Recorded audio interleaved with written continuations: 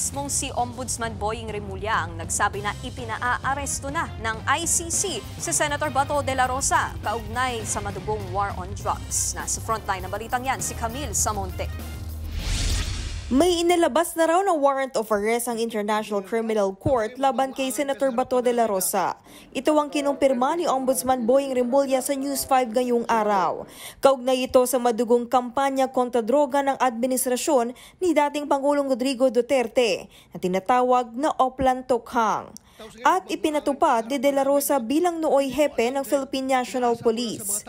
Ang sinasabing warrant of arrest kay De La Rosa, kinukumpirma pa ng Department of Justice. Ayon kay DOJ spokesperson Attorney Rafael Nicolo Martinez, wala pa silang nakikita o natatanggap na kopya ng arrest warrant. Pati ang Center for Transnational Crimes, wala pa raw natatanggap na red notice mula sa ICC, ayon kay Interior Secretary John Vic Remulla. Wala pang pahayag sa Senator De La Rosa hinggil dito. Sinusubukan pa ng News 5 na kunin ang kanyang panig at ang kanyang lokasyon.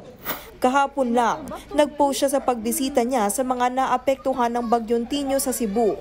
Sa isang post naman ng kanyang kaalyado at counsel na si Attorney Israelito Torion, sinabi nitong aware sila sa arrest warrant umano laban kay De La Rosa, pero hindi pa raw nila ito makumpirma. Hintayin daw muna ang verified information mula sa mga otoridad o sa mismong ICC. Kung totoo man, nagtitiwala raw sila na aaksyon ng gobyerno ng Pilipinas nang naaayon sa batas at dadaan muna sa local judicial confirmation base sa konstitusyon at due process. Wala pang pahayag ang Malacanang tungkol sa umano'y arrest warrant kay De La Rosa.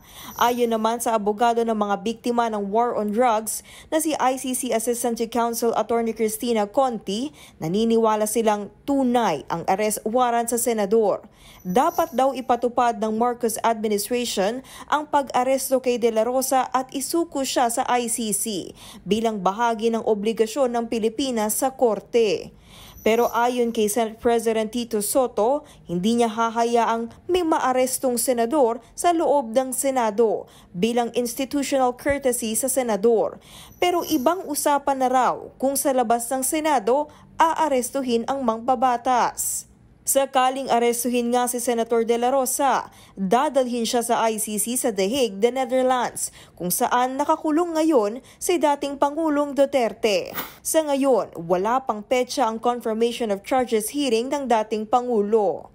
Nagbabalita mula sa Frontline, Camille Samonte, News 5. Mga kapatid, Nikki de Guzman po. Para sa pasada ng mga rumaratsyadang balita, mag-follow at mag-subscribe na sa social media pages ng News 5.